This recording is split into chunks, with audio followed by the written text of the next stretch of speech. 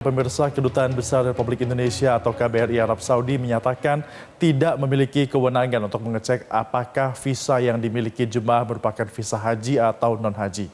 KBRI pun menghimbau kepada seluruh jemaah haji untuk benar-benar mengecek visa yang mereka dapatkan. Informasi selengkapnya kita sudah terhubung langsung dengan Aisyah Madinar dari Mekah, Arab Saudi. Selamat pagi, Mbak Aisyah.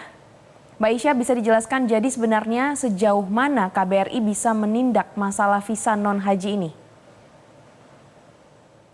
Baik, Glory dan juga Febrian di studio. Jadi sebetulnya dari penjelasan Duta Besar Republik Indonesia untuk Arab Saudi, Abdul Aziz Ahmad, menyebutkan bahwa sebetulnya KBRI ini tidak bisa mengetahui jenis visa apa yang dimiliki oleh warga negara Indonesia yang berada di Arab Saudi. Mereka hanya bisa mengetahui jumlah mereka secara agregat dan juga posisi-posisi mereka secara umum mereka berada di mana saja.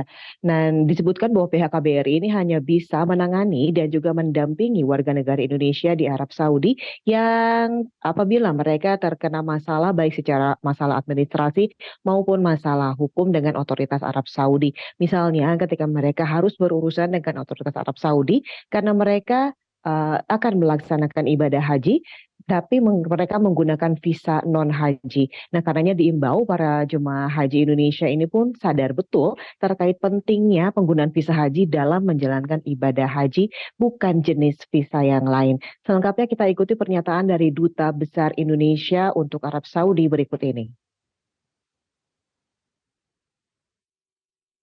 Tidak punya kewenangan untuk mengecek apakah visa itu haji atau tidak haji. KBRI tidak punya kewenangan untuk mengecek, ya, karena itu bukan wilayah kerja kami. Ya, tapi kami punya kewajiban untuk memberikan perlindungan terhadap mereka yang misalnya sudah mengalami masalah. Mestinya dia kan tahu visanya non haji, jangan naik haji. Tapi kadang-kadang kan orang, kalau makanya saya sudah bilang tadi, tergoda dia. Menyampai di sini, aduh tanggung sebentar lagi haji. Bah, kadang-kadang memang sengaja gitu. Ya, Aisyah, lalu sejauh apa persiapan jelang puncak haji nanti? Ya, Febrian, untuk jemaah haji Indonesia baik reguler dan juga haji khusus ini secara administratif semuanya sudah hampir siap ya untuk bagi mereka menjalani ibadah wukuf di Padang Arafah nanti.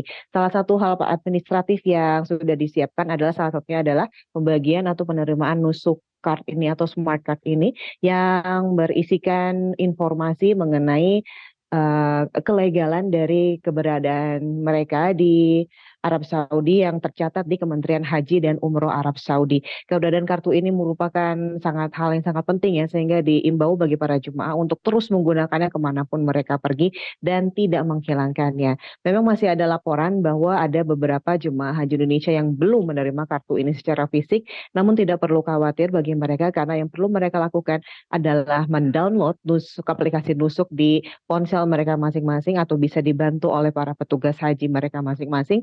Dan kemudian di aplikasi tersebut mereka bisa mengetahui legalitas mereka. Selain itu, untuk persiapan yang lain diantaranya adalah logistik, yaitu berupa tenda, makanan, dan fasilitas-fasilitas lainnya seperti fasilitas kesehatan dan juga fasilitas MCK. Itu di Arafah, baik dari Biro Perjalanan maupun dari Kementerian Agama sendiri ini sudah memastikan bahwa semuanya sudah disiapkan dengan sangat baik. Nah, sementara itu, untuk transportasi, bus-bus yang biasanya digunakan di Mekah untuk melayani para jemaah yang berada di kota Mekah ini sementara akan diberhentikan pada tanggal 5 Zulhijjah atau pada Selasa 11 Juni 2024 karena bus-bus tersebut akan digunakan untuk mengangkut jemaah-jemaah haji dari Mekah ke Padang Arafah secara bertahap. Yang tidak kalah penting, persiapan yang perlu dilakukan, yang perlu diperhatikan adalah kesiapan dari para jemaah itu sendiri.